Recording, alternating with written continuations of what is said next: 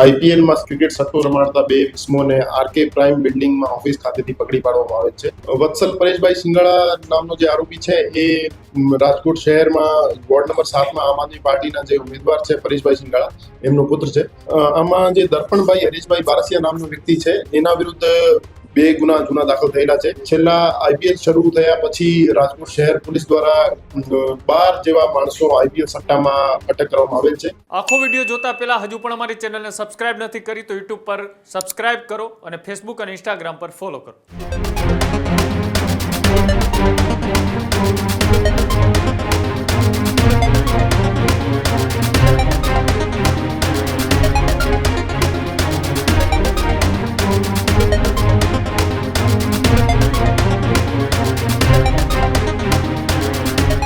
રાજ્યની અંદર એક બાજુ ચૂંટણીનો માહોલ અને ચૂંટણી વચ્ચે રાજકોટથી એક મહત્વપૂર્ણ સમાચાર કે જ્યાં રાજકોટમાં આઈપીએલ સટ્ટા કાંડનો મોટો પર્દાફાશ. આપ ઉમેદવારના પુત્રના નામ ખુલતા ખળભળાટ. પરેશ સિંગાળાના પુત્ર વત્સલ સિંગાળાનું નામ આવ્યું સામે. શહેરમાં પોલીસે વિવિધ 8 જગ્યાએ પાડ્યા દરોડા. ક્રાઇમ બ્રાન્ચે આરકે પ્રાઇમ બિલ્ડિંગમાં રેડ પાડી હતી. દરોડામાં 12 થી વધુ લોકો ઝડપાયા, 6 જેટલા ફરાર. સમગ્ર મામલે પોલીસે વધુ તપાસ છે તે પણ હાથ ધરી. ડીસીપી બાંગરવાએ પત્રકાર પરિષદ કરી અને ત્યારબાદ આ તમામ જુગારીઓ હતા કે જે આઈપીએલના ઉપર એ સટ્ટાકાંડ સાથે જોડાયેલા હતા અને તેમાં રેડ પાડતા એ તમામની ધરપકડ છે તે કરવામાં આવી છે. તેમાં 12 થી વધુ લોકો ઝડપાયા છે, ત્યારે 6 જેટલા ફરાર છે. અને ખાસ કરીને જ્યાં પરેશ સિંગાળાના પુત્ર વત્સલ સિંગાળાનું પણ નામ સામે આવ્યું છે અને આમ આદમી પાર્ટીના ઉમેદવારના પુત્ર છે વત્સલ સિંગાળા કે જેઓ એ આઈપીએલ ઉપર સટ્ટાકાંડની અંદર જ્યારે પોલીસે રેડ પાડી તેમાં પણ તેઓ ઝડપાયા છે. અને ત્યારબાદ ત્યાંના રાજકોટના ડીસીપી જગદીશ બાંગરવાએ પત્રકાર પરિષદ કરી અને તમામને લઈ ખુલાસો કરતા શું કહ્યું આવો તે પણ જોઈએ.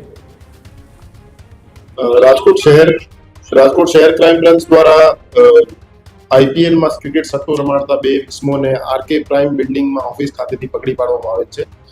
આ ગુનામાં હકીકત એવી હતી કે 11/4/2026 ના રોજ રાજકોટ શહેર ક્રાઇમના પીએસઆઈ શ્રી ચુડાસમા સાહેબની ટીમ દ્વારા આરકે પ્રાઇમ બિલ્ડિંગમાં રેડ કરવામાં આવેલ હતી. એ રેડ દરમિયાન બે માણસો જયદીપભાઈ દિનેશભાઈ જાદવ અને દર્પણભાઈ હરીશભાઈ બારસિયા એ બે આરોપીઓ બે મોબાઈલ ફોન અને એક જે આઉટગોઈંગ કોલ્સનો રેકોર્ડ રાખવા માટે ચોપડો અને બીજા ક્રિકેટ સટ્ટાને લગત ઇક્વિપમેન્ટ સાથે ત્યાં હાજર મળી આવેલ હતા. તો એમને ત્યાં અટક કરી અને રાજકોટ શહેર ક્રાઇમ બ્રાન્ચ ખાતે લઈ પૂછપરછ કરવામાં આવેલ હતી. આ ગુનામાં જે બે આરોપીઓ પકડાયા છે આ સિવાય 4 આરોપીઓ નાસ્તા ફરતા ખુલવા પામેલ છે. એમના નામ એ જે 4 નાસ્તા ફરતા આરોપીઓ છે એ વત્સલ પરેશભાઈ સિંગાળા, વિજયભાઈ ઉર્ફે વીએમ, દેવાંગ ડાબી અને જેડી નામનો ઇસમ છે. અને છેલ્લા આઈપીએલ શરૂ થયા પછી રાજકોટ શહેર પોલીસ દ્વારા 12 જેવા માણસો આઈપીએલ સટ્ટામાં અટક કરવામાં આવેલ છે અને હજુ સુધી આવનાર દિવસોમાં કાર્યવાહી ચાલુ રહેવાની છે. આમાં જે દર્પણભાઈ હરીશભાઈ બારસિયા નામનો વ્યક્તિ છે એના વિરુદ્ધ બે ગુના જૂના દાખલ થયેલા છે, જેમાં એક અપહરણ પ્લસ મારામારીનો ગુનો છે, બીજો ચીટિંગનો ગુનો છે. જે સિંગાળાનું નામ છે વત્સલ, એનો શું રોલ? જે ક્રિકેટની આઈડી હતી એ આઈડી આપનાર માણસ વત્સલ પરેશભાઈ સિંગાળા છે. સર, વત્સલ છે તે વોર્ડ નંબર 7 છે આમ આદમી પાર્ટીના કેન્ડિડેટ, તેનો પુત્ર છે.